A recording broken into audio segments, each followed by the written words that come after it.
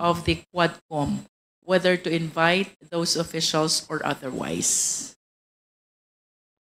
Humarap sa pagdinig ng Quadcom ng Kongreso si Ermina Espino alias, muking ang di umano'y paymaster sa reward system ng extrajudicial killings ng dating administration ni former President Rodrigo Roa Duterte at dating executive assistant ni Senator Bongo. Panoorin natin ang gumugulong na investigasyon ng Kongreso, but don't forget to like, share, and subscribe to my YouTube channel. Thank you.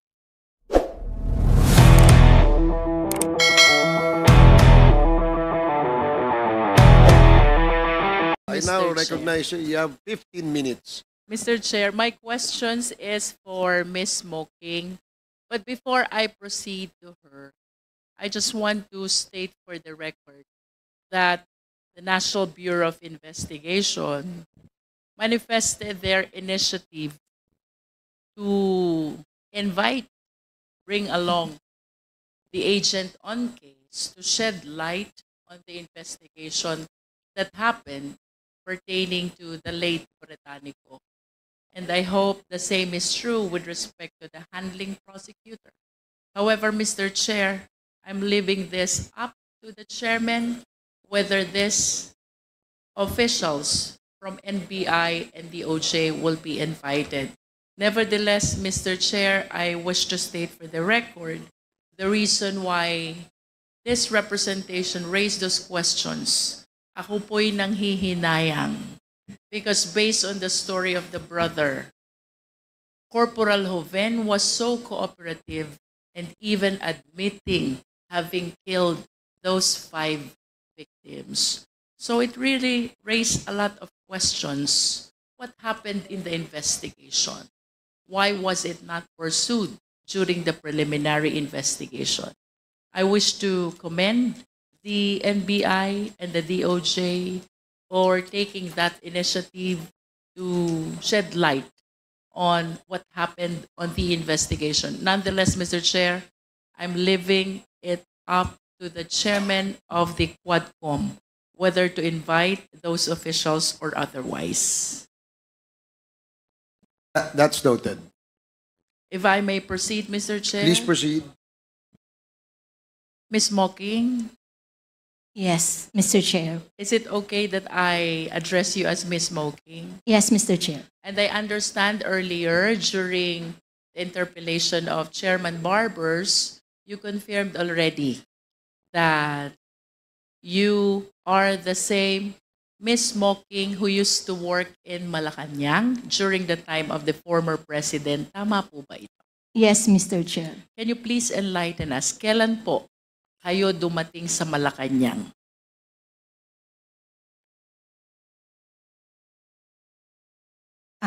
July 1, 2016. July 1, 2016. And can you please state for the record, ano pong position nyo dun sa Malacanang? Nung July 1, 2016 until August 31 of 2016, supervising administrative officer pa lang po ako noon. Then starting September po, naging ASEC na po. And can you please tell the committee, until when did you stay and work in Malacanang? Until June of 2022, Mr. Chair. Would you agree with me if I would say that during the entire term of the former president, you were working in Malacanang?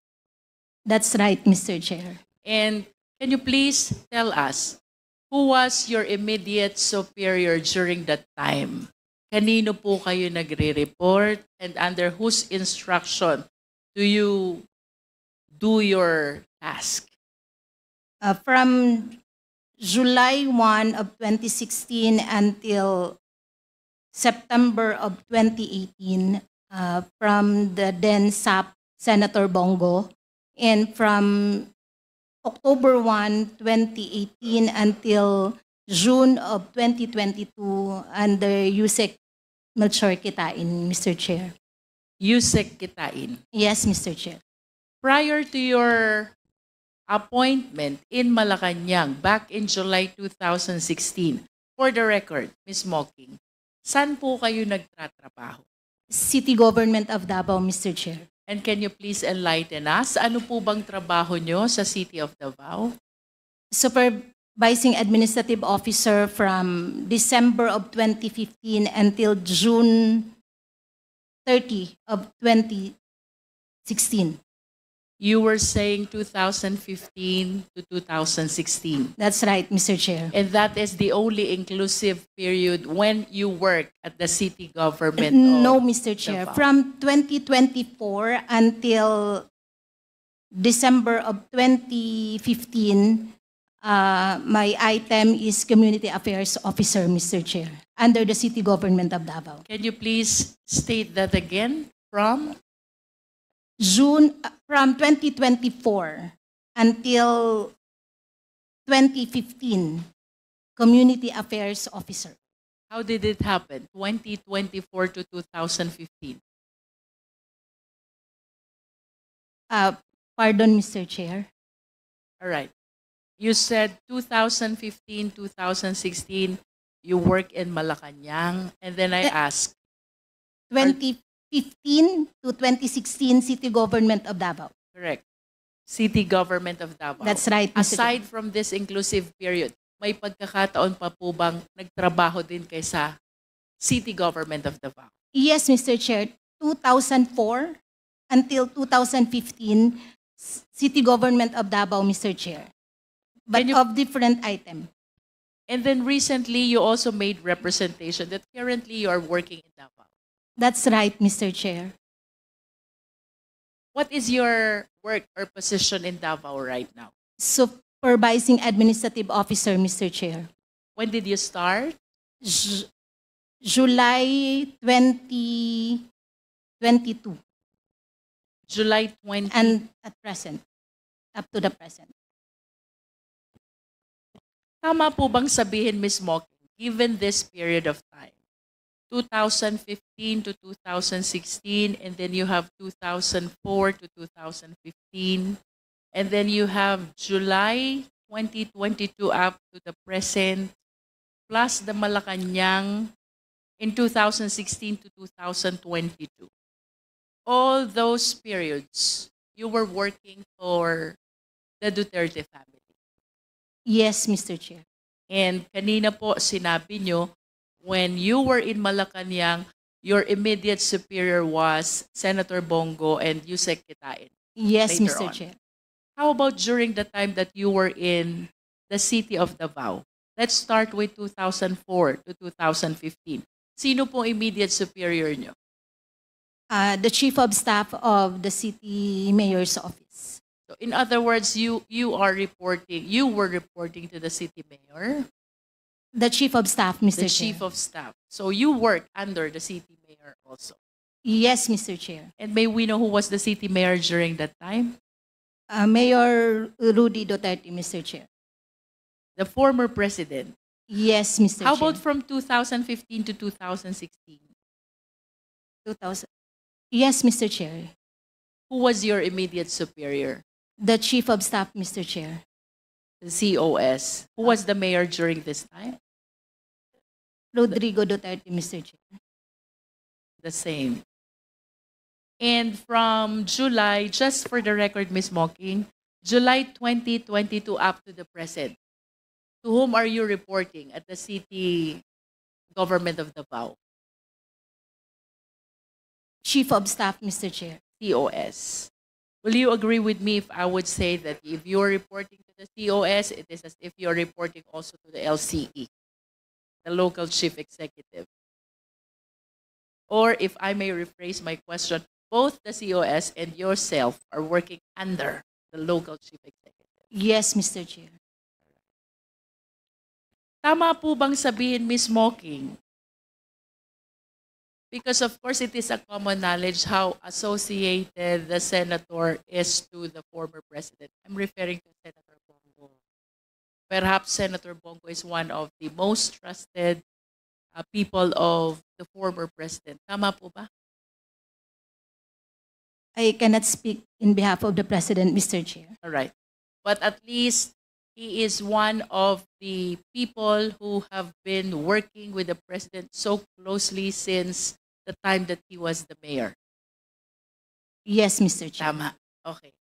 Tama po bang sabihin, Ms. Mocking, na kayo po ay labis na pinagtitiwalaan ng Duterte family and even Senator Bongo, reason why since 2004 up to the present, ang trabaho po nyo umiikot lang kay Senator Bongo at sa Duterte family? Could you repeat the question, Mr. Chair? Tama po bang sabihin na kayo po'y labis na pinagtitiwalaan ni Senator Bongo at ng Duterte family, reason kung bakit simula po 2004 up to the present, ang trabaho po nyo umiikot lang kay Senator Bongo at sa Duterte family? I cannot answer the question, Mr. Chair, in behalf of Senator Bongo and the former president. I understand. Thank you, Mr. Chair. Can you please enlighten us, Ms. Mocking? Paano nyo po nakilala si Senator Bongo? Are you from Davao also? Yes, Mr. Chair. Born and raised? Yes, Mr. Chair. Alright. Please enlighten us. Paano po nyo nakilala si Senator Bongo? Nung nag-work po ako sa City Government of Davao, dun ko lang po siya nakilala, Mr. Chair. And I wish to believe that since you started working in the city of Davao 2004, perhaps you started to earn the trust of Senator Bongo. Why until now, you continue to work within the same network of the Duterte family. That is a manifestation. You don't need to answer that. How about President Duterte? Kailan niyo po siya nag-umpisang makilala? Was it during the time you started working at the City of Davao or even prior to that? Since 2004, Mr. Chair, when I started working with the City Government of In Davao. other words, the reason why you came across Senator Bongo and the former president is because you worked in Davao City. There was no prior encounter before the work in Davao City. No, Mr. Chair. Okay. Ms. Mocking, I understand that, or it is a common knowledge during the time of the former president, no, na kapag may gustong lumapit kay Senator Bongo, there were people na kayo po ang ina-approach, kayo ang nire-reach out, and apparently, may mga tao po kayong natulungan. Probably, Mr. Chair. As a matter of fact, we have a slide here which shows the gratitude that he wishes to express because of the help that you extended in giving him the chance to see and talk to Senator Bongo. Tama po ba yun? Kayo po'y nagiging tulay papunta kay Senator Bongo? Minsan-minsan, Mr. Chair, pag meron pong lumalapit. Sa 100 po bang lumapit sa inyo, gustong makausap si Senator Bongo, humingi ng tulong, yun po ba'y tinulungan nyo lahat o ilan po ba dun sa 100 sa tingin nyo ang natulungan nyo? As much as possible, Mr. Chair, hinahanapan po talaga ng paraan na matulungan. In other words, I wish to submit that every time there are people who approach you seeking the help of the senator, you really do what you can to solicit the help that is necessary for those people. Tama po, Ms. Mocking? Mr. Chair, I would like to clarify from what period po yung pinag-uusapan natin, Mr. Chair. Okay, I'm sorry about that. I am referring to the time that you are already working in Malacanang. From July 2016 to Yes. September of 2018. Yes. Yes, Mr. Chair. Ginagawa mo lahat para makatulong sa tao. Mostly, Mr. Chair, kasi kami po yung in charge sa mga social services like medical assistance and burial assistance and other services po. There are informations that you worked also as Assistant Secretary to the Secretary of Finance under the Office of Special Assistant to the President. Tama po ba yun? No, Mr. Chair. So what particular job did you undertake under the Office of Senator Bongo? Office of the Special Assistant to the President, Mr. Chair. It has nothing to do with finance. No, Mr. Chair. So you were the Assistant Secretary Yes, Mr. Chair. to the Special Assistant to the President. Tama po? Yes, Mr. Chair. And can you please enlighten us, ano po ba ang trabaho ng isang Assistant Secretary? Under the Office of the Special Assistant to the President, Mr. Chair, mostly our work revolve around administrative matters, clerical works, errands, social services, and mechanical jobs, Mr. Chair. And there are informations also, Ms. Moking, that during this time, kayo po'y nalagay sa secondment. Ano po bang ibig sabihin ng secondment? Secondment, Mr. Chair, is the temporary transfer of position of an employee from one unit to the other, Mr. Chair. And that is while maintaining your job and title under the Special Assistant to the President's Office. Tama po ba yun? Actually, Mr. Chair, my secondment is between the City Government of Davao and the Office of the President. Oh, it's not in Malacanang. No, Mr. Chair. Alright. So ano po yung naging trabaho nyo dun sa City of Davao under the concept of secondment? Mr. Chair, my secondment is with the Office of the President. Office of the President. From the City Government of Davao to the Office of the President. So, So- it is an agreement between the Office of the President and the City Government of Davao. Wait, with all due respect, ang sabi niyo po kanina, kayo ay nasa ilalim ng Special Assistant to the President's Office. That's Tama right, po Mr. ba? Chair. And Opo. during that time, nalagay po kayo sa secondment. Yes, Mr. Chair. And that secondment pertains to another job under the Office of the President. No, Mr. Chair. It is a secondment between the City Government of Davao and the Office of the President. So my item, Mr. Chair, is with the City Government of Davao. Then I was seconded to the Office of the President. Can you please further elaborate, Ms. Mocking, no? Kasi during this time, kayo po ay under ng SAP. Tama po ba? Yes, Mr. Chair, starting September of 2016 until June of 2022. Until June of 2022. Ibig sabihin ng item nyo po nasa SAP. No, Mr. Chair, the item is under Office of the President. Under the Office of the President. Yes. But the office where I am reporting is with the Office of the Special Assistant to the President. So alin po yung secondment na tinutukoy nyo? The agreement is between the City Government of Davao, wherein the Office of the President requested the City Government of Davao that I will undergo the secondment.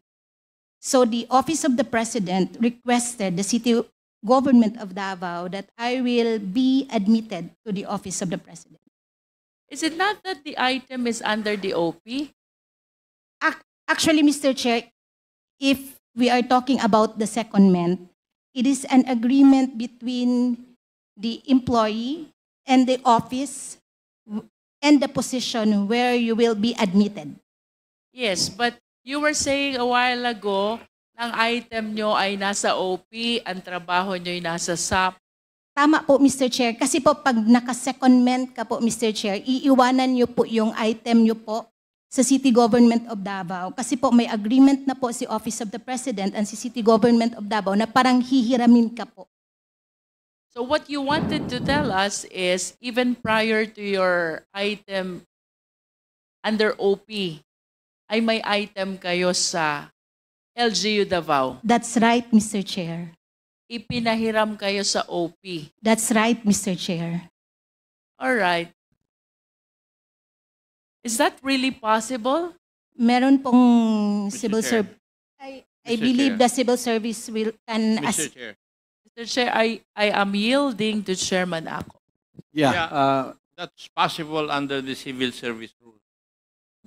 But I do not know if it is for an extended period. What I can remember is that it is only good for 1 year, renewable. That's right, Mr. Chair. My appointment is being renewed every 2 years. So from pwede- Ang item niya ay sa Davao. Pinahiram siya ng Davao City Government sa Office of the President. Pero may limit yan according to the civil service law. For 2 years. That's right, Mr. Chair. Renewable. So every 2 years po yung renewal, Mr. Chair. Ms. Mocking, can you please enlighten us? When there are a lot of items available in Malacanang, why do you have to resort to this secondment that your item is in Davao, that you will be discharging your work under OP? Pwede namang dun po kayo kumuha ng item sa OP. Actually, Mr. Chair, yung secondment kasi is ang position po ang mababago. Not the item. Not the item. You will leave your item under the city government of Davao. So as soon as you assume the position under the receiving agency, so you will now be acquiring the new item that is allotted by the receiving agency. So your parent agency will take hold of your original item. May I check? Para maklaro po, no? Yes, Congressman Adjong. So, your item, pinahiram ka sa Malacanang kasi this is what happens also in the BARM. So, I'm familiar with secondment. But you does not mean that you altogether left, di ba, your position. That's right, Mr. Chair. Position mo pa rin sa Davao, hiniram ka rin sa Malacanang, but you're not getting salary from your original principal unit, no? Yes, you will not be getting Yes, you'll the not be salary getting the from the salary. parent agency. Exactly. But you are not also vacating the position, your prior position in Davao. Hiniram ka lang doon, tapos depende yun doon sa humiram sa'yo kung i-renew ka niya. Kung hindi ka niya i-renew, babalik ka doon sa Davao. Di ba tama yun? Tama po, Mr. Ganun- Chair. ganun. Please proceed, Congresswoman Luis. Ms. Mocking, during Yes, your stint in Malacanang, that is 2016 to 2022, of course, you've encountered a lot of people close or within the network of the former president. Tama po ba? Yes, Mr. Chair. That includes Colonel Garma. Yes, Ms. Mocking. Yes, Mr. Chair. Can you please enlighten us? How frequent do you actually meet with Colonel Garma during that time? I saw her once or twice, Mr. Chair, in Malacanang. Once Or twice. or twice only? Yes, Mr. Chair. And there was no other encounter at all? Actually, Mr. Chair, since na-appoint po si Colonel Garma sa PCSO, we have referred patients para po ma-extend yung kanilang assistance sa sa PCSO po.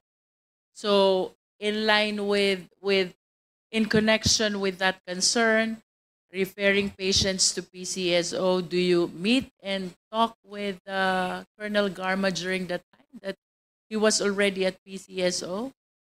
I call her, Mr. Chair.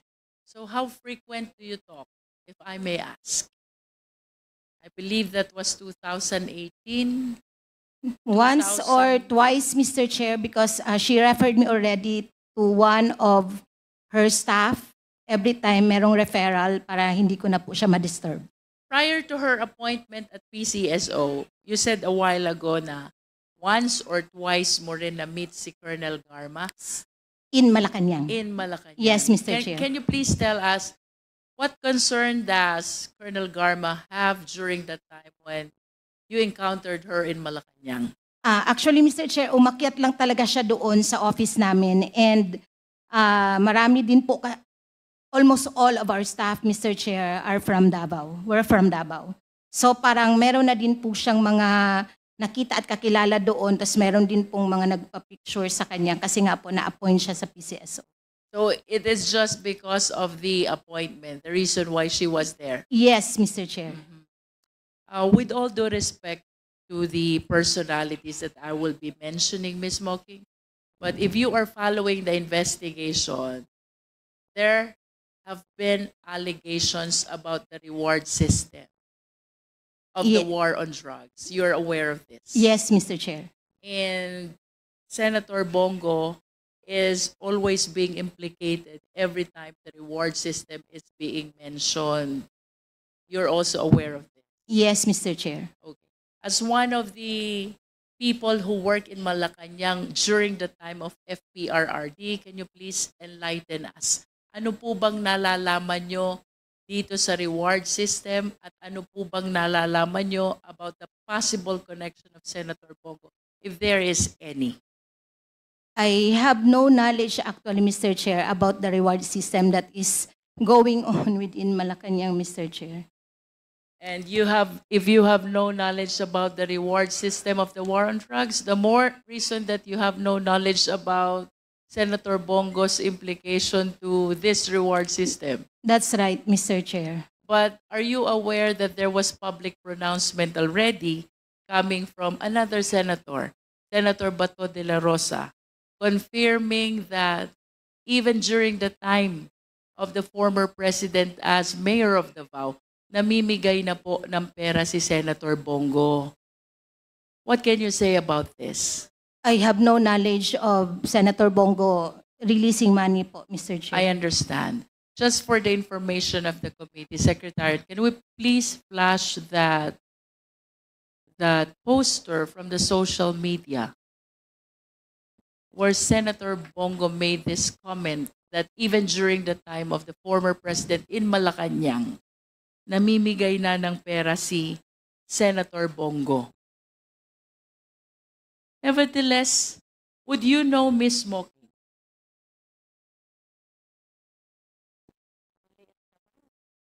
Pwede pagkalaki. Obsec. Oh, this is the picture of the person who received help from Senator Bongo through Ms. Mocking. Can you confirm that, Ms. Mocking? One of the several people you helped. Actually,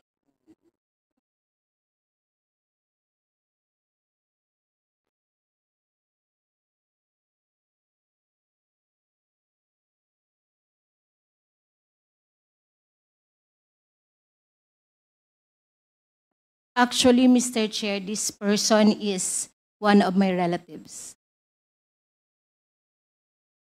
So you confirm that he received help from Senator Bongo through you? Actually, hindi po ako nagbigay sa kanya ng help, Mr. Chair.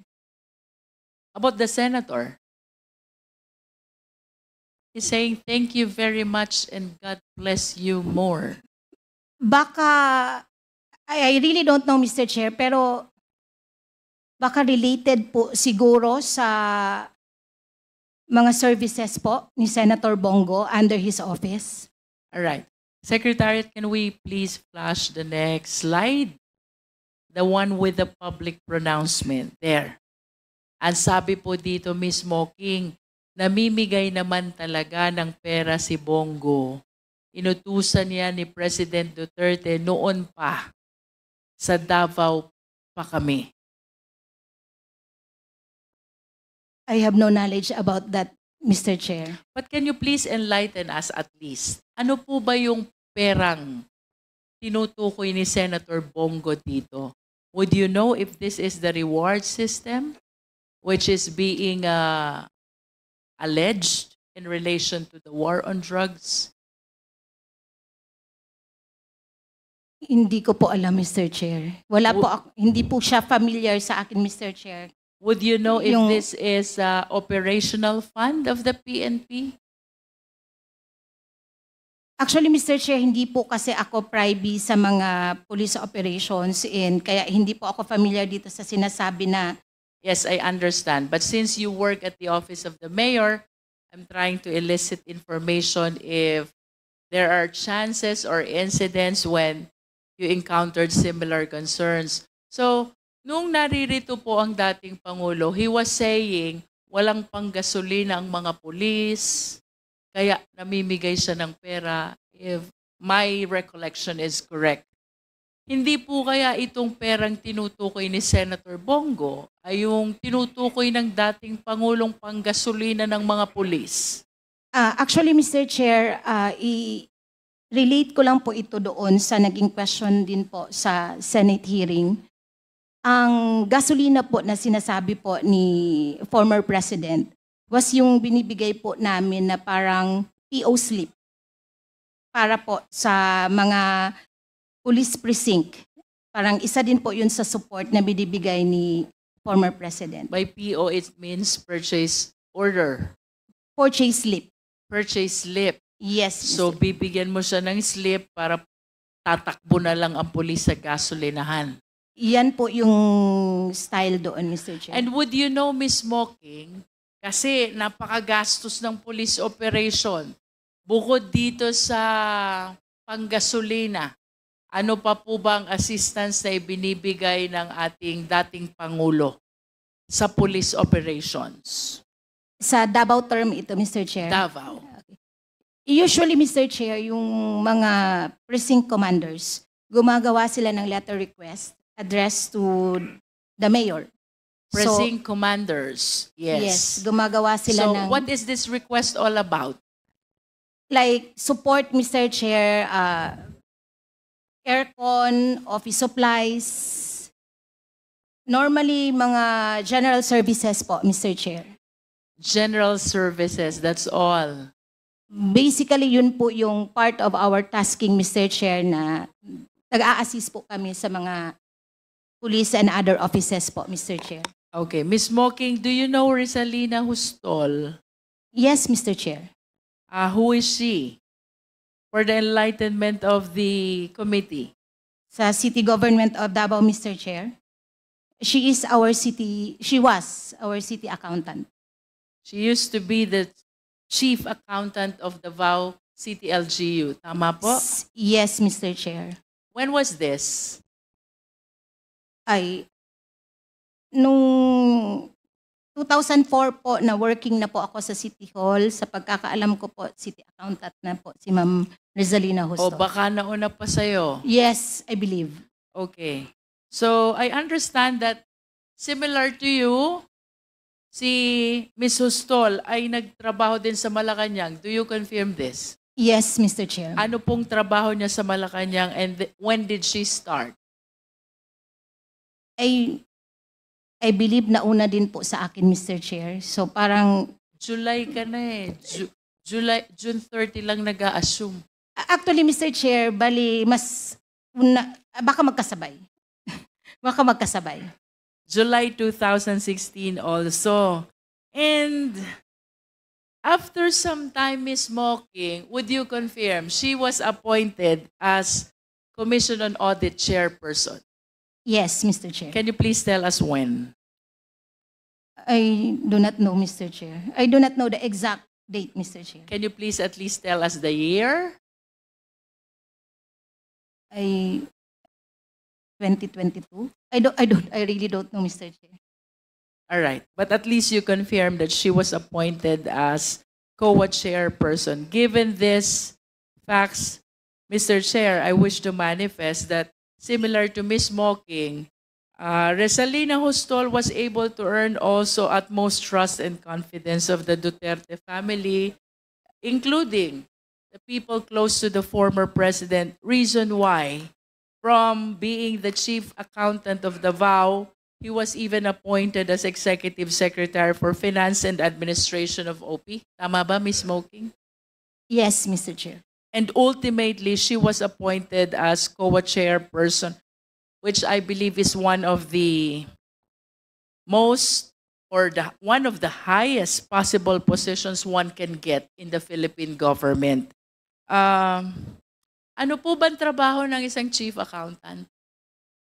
Let's go back to Davao. Hindi ko po masyadong alam kung anong specific trabaho po ng city accountant, Mr. Chair. But at least would you confirm, alam po niya lahat ng pumapasok na pera, lahat ng lumalabas na pera? Probably, Mr. Chair. And that includes the confidential fund of the LGU Davao. Probably, Mr. Chair. Ano po bang trabaho ng Executive Secretary for Finance and Administration? I believe, Mr. Chair, is more on finance also, Mr. Chair. So, I am inclined to believe na alam din po niya ang budget ng OP during the time of the former president and even the expenditures of the office of the president. Tama po ba? Probably, Mr. Chair. And of course, you understand the mandate of COA, having worked in the government for so long a time. What do you understand about the work of Resalina Hostol in the Commission on Audit? Sorry, Mr. Chair, hindi ko po. But of course, you will agree with me. They check, they evaluate, they see whether the expenditures were compliant with the rules of the Commission on Audit. Probably, Mr. Chair. You work in Malacanang. Yes, Mr. Chair. Was there any point in time na naka-encounter po kayo ng questions, controversies, notice of disallowances ng OP during her time as COA chairperson? Hindi po ako familiar, Mr. Chair. All right, Mr. Chair, I think I am done with Ms. Mocking. Thank you, Ms. Mocking. Welcome, Mr. Chair. Thank you, Congresswoman Luistro. Just a short clarification lang kay Ms. Muking. Ms. Muking, do you know Colonel Garma? Professionally, Mr. Chair, yes. And why do you say professionally? Anong difference nun sa sa trabaho lang kayo nagkikita? Yes, Mr. Chair. So that's what professionally means. Yes, Mr. Chair. Okay, but outside of the profession, hindi ba kayo nagkakasama, nagkakakwentuhan? Never, Mr. Chair. Never. So, how did you know si Colonel Garma? Si Colonel Garma lang po ang precinct commander sa Davao City na babae. So, That's hindi, why, so kilala talaga siya. That's why kilala siya because Yes, she's the Mr. Chair. only... Girl among the precinct, the 12 precinct commanders of Davao City. Okay. So, more or less, mga ilang taon na kayo magkakilala ni Colonel Garma?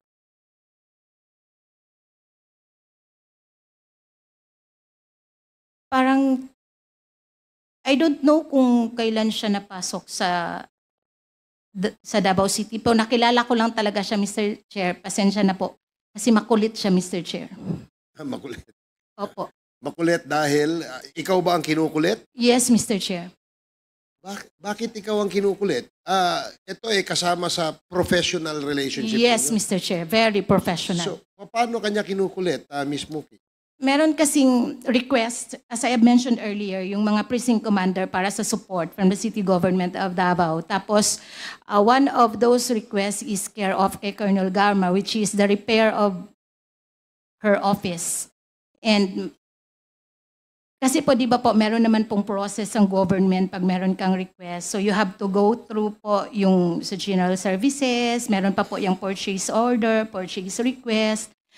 Kinikulit niya po kami doon sa mga aircon niya na request, mga TV, and other supplies. So kaya namin siya kilala, Mr. Chair. So in relation to her, parang financial request yan, di ba?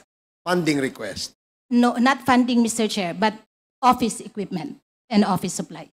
Yeah, but she requests your office to provide her with funds to purchase No, item. It's an equipment. so yung item kayo, No cash, no so funds. kayo bumibili and then you provide them with the items. Pinoprocess po yan ng City General Services. Granting for the sake of argument that it has already been processed, you have the item with you, that is what you provide. That's right, Mr. Chair. That is to answer yung kanyang request. That's right, Mr. So Chair. yun ang kanyang, kaya mo nasabing makulit siya dahil follow-up siya ng follow-up. Hindi po humihinto, Mr. Chair. So hindi humihinto. Yes, Mr. So, Chair. Parang, the way I picture it, parang sobrang kulit niya. Tama ba yun? Actually, Mr. Chair. Okay. Now, that is the only request, yung kanyang sa office niya. As far as I can remember, Mr. Chair, yun lang po ang ma-recall ko kay Did Colonel. she ever request from you? At ikaw lang ang kinakausap niya? Actually, Mr. Chair, hindi naman po talaga ako lang. So, Sino pa? Sino pa kaya ang kinakausap? pino-forward ko po yung staff niya sa City General Services Office para makafocus din po ako sa ibang task. Okay. So you seem to have several tasks under the LGU, no? LGU ba yan? Mostly administrative, Mr. Chair. Okay. And who do you report directly? Who is your immediate superior? The Chief of Staff, Mr. Chair. And that is? Actually, from 2004 to 2016, we have several Chief of Staff. Several chief of staff. Yes, every term po. Parang, yes. Okay. So, lahat ba ng police precinct commander, kapag ka merong request, ay sa iyo dumadaan? Actually, Mr. Chair, pinoprocess siya doon sa reception area namin. Tapos, parang part of my task is tagapukpok po ng mga opisina kung saan po sila may request. Okay. Have you read the affidavit submitted by Colonel Garma to the Quad Committee? Yes, Mr. Chair. And doon sa kanyang affidavit, nabanggit niya na your name was implicated doon sa punto na ikaw ang nagre-release ng operational funds. Is that correct? No, Mr. Chair. So hindi totoong nagre-release ka ng pondo. Hindi po, Mr. Chair. So why do you think Colonel Garma would say that? I cannot answer in behalf of Colonel Garma, Mr. Chair. Just make a wild guess. What do you think is the reason why Colonel Garma would specifically mention your name, mention your name as the one in charge of releasing funds for the successful operation of the war on drugs? Bakit ikaw? Meron ka pang ibang kasama sa office, correct? Guess ko lang po, Mr. Chair. Just a guess, sa tingin mo. Baka gusto niya lang po akong i-connect. Kasi po, from the city government of Davao to OP.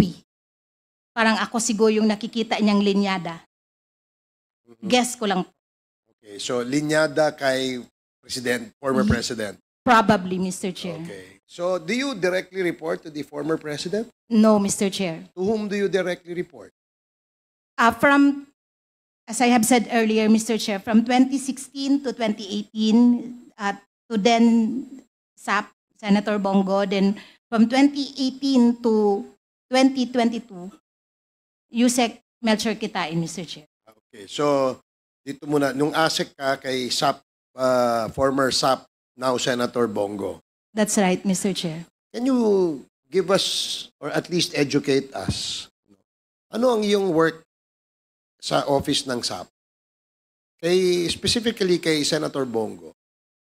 As I have said earlier, Mr. Chair, it's mostly administrative, clerical, errands, social services, and mechanical works.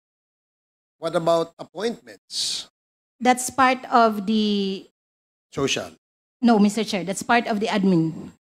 So admin yun. Yes, Mr. Chair. So halimbawa, merong gusto makipag-usap ni Congressman Adjong kay SAP Bongo, si Congressman Adjong will call you and schedule. I believe hindi niya ako tatawagan kasi hindi niya ako kilala, Mr. Chair. But where does a member of Congress who would like to see SAP Bongo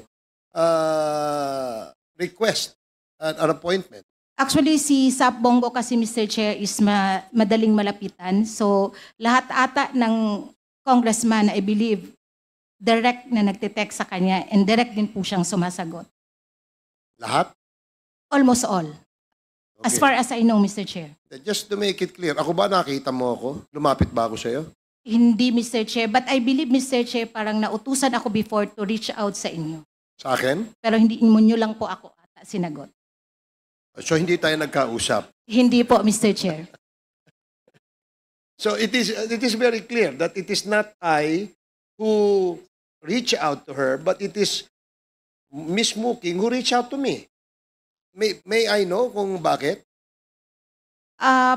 Para ata yung i-clarify yung parang may request sa office, Mr. Chair. Ang gusto lang namin mostly kasi, Mr. Chair, pag may pumapasok na request sa office, gina-clarify po talaga namin kung what's your priority among your requests. You mean request na mga projects? Part of it, Mr. Chair. You know, I've been in Congress for more than 20 years, and I don't remember requesting from your office any project. Just for the record, Mr. Chair, Muking. I did not specifically say that it is a project, but probably because I really cannot recall anymore. So, ibig mong sabihin, kapag ikaw inuutusan to reach out to a certain congressman, it is because of a project or a request. Hindi po lahat, Mr. Chair. So, kasi, more other than projects and other requests, you also seek or reach out certain congressman upon the instruction of the former SAP. yes, at the time yung And siya pa yung- normally, what other reasons did the former SAP instruct you to do aside from following up request of certain congressmen? most of the time, Mr. Chair, mga medical assistants. And that is very clear. Kasi ako, hindi naman ako humingi ng medical assistance sa inyo. Yes, Mr. Diba? Chair. So, Chair, do you Mr. know a Chair? certain Peter? Yeah, just to Yes, set the sir. record straight, Yes, Congressman Adjo. para hindi ho tayo magkaliwanagan. You mean to say, Congressman, during the presidency of Digong, the former President Duterte, the Yes po. request, when you were in Malacanang. Yes, Mr. Okay, Chair. just to set the record straight, because we're talking about now the 19th Congress. Have I ever called you? Actually, Mr. Chair, nakalimutan ko na po talaga kung sino din yung pong nakakausap. Yeah, because I was not part of Congress last. This is my first term. So kaya nga, Mr. Chair, I cannot recall. Just set the record straight. Ah. Yes, Thank you. Mr. Chair. Mr. Chair, short interjection lang din po kay Miss Smoking. Oh, sige, okay. You have 2 minutes. Thank you, Mr. Chair. Kasi natanong po kanina, dahil nga napangalanan po si Miss Smoking sa affidavit ni Colonel Garma na meron daw alias Smoking na taga-disburse ng rewards under the drug war at ito po ay dinedeny ni Miss Smoking. To confirm, tama po ba? Yes, Mr. Chair. Yeah. Kaso Mr. Chair, kung dinedeny po ang nasa affidavit ni Colonel Garma, pero aside po kasi kay Colonel Garma, mismo si former President Rodrigo Duterte ay meron pong pinangalan ng alias Smoking din, both sa Senado tsaka maging dito sa Quadcom, Mr. Chair, based sa questions ng mga mababatas natin in both chambers.